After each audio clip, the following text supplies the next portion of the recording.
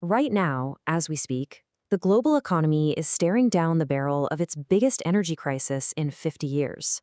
The world's most critical waterway for oil is, for all intents and purposes, shut down.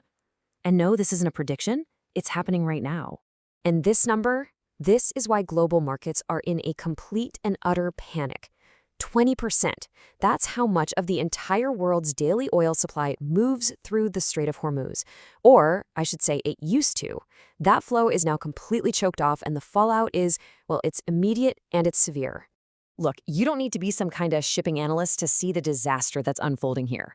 Just look at that graph in the top right. The blue bars are barrels of oil, the orange line is the number of ships. Now watch what happens in early March. It just falls off a cliff. We are literally watching a vital global artery seize up in real time. So, what does a seizure like that actually mean? Well, it means the world's energy lifeline has been cut. And this goes way beyond just oil tankers. The very gears of global trade are grinding to a halt. Okay, so for anyone who needs a quick refresher, the Strait of Hormuz is this incredibly narrow channel. We're talking just 21 miles wide at its tightest point. It is the only way for ships to get from the Persian Gulf to the open ocean. For all those oil producers in the region, this is their one and only route to the world. And right now, that route is a combat zone. The result? A near total shutdown.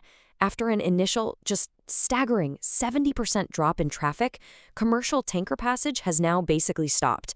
We are talking a drop to virtually zero. Major shipping firms have suspended all operations, insurance costs have gone through the absolute roof, and you've got hundreds of ships just anchored outside the strait, a floating traffic jam just waiting for a war to end.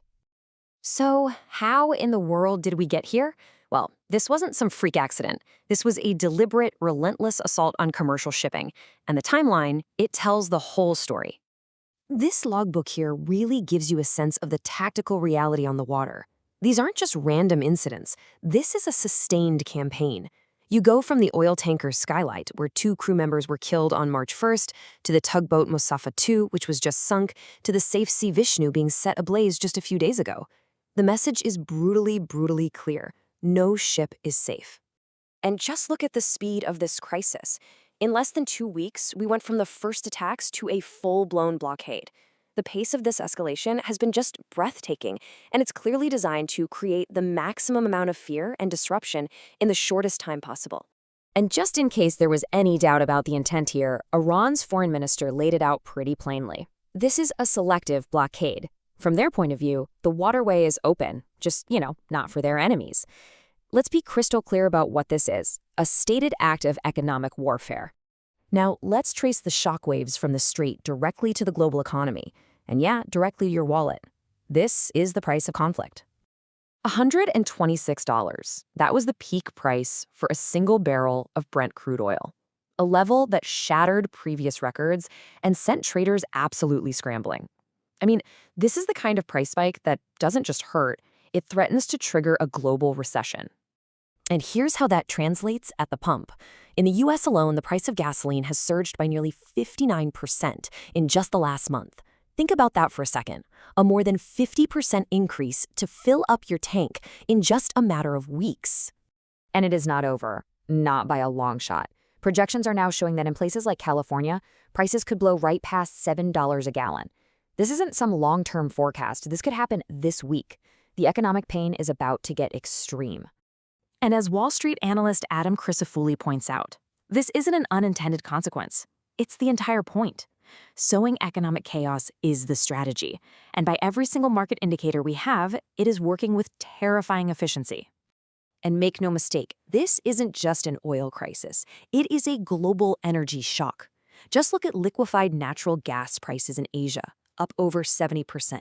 Gas prices in Europe, up 45%. The entire global energy system is flashing red. So, with the world on the brink, what is the international community actually doing? Well, this brings us to the frantic scramble for solutions. The U.S. response was basically a public call to arms.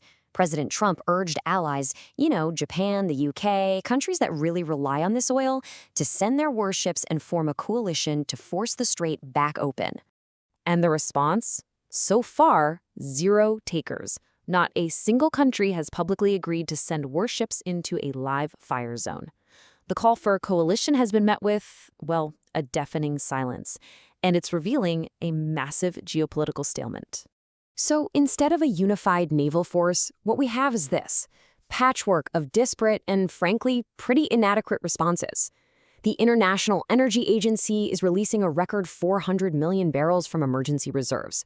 France has vaguely pledged warships for a defensive mission, whatever that means. Britain is looking at sending drones, and the U.S. itself says it's not even ready to escort tankers. But here's the real heart of the problem. Releasing emergency oil reserves, even a record amount, it's like putting a Band-Aid on a severed artery. It hasn't calmed the markets because it doesn't solve the core issue, which is the physical blockade. You can release all the oil you want, but you still can't move it anywhere. And that brings us to our final and maybe most crucial point. The intense focus on the daily price of oil is masking a much deeper, more systemic threat. As supply chain analyst Marco Felsberger puts it, markets are watching the wrong indicator. And that's a really critical insight. While everyone is obsessing over the day-to-day price of oil, they're completely missing the real story. Because the real damage isn't the price.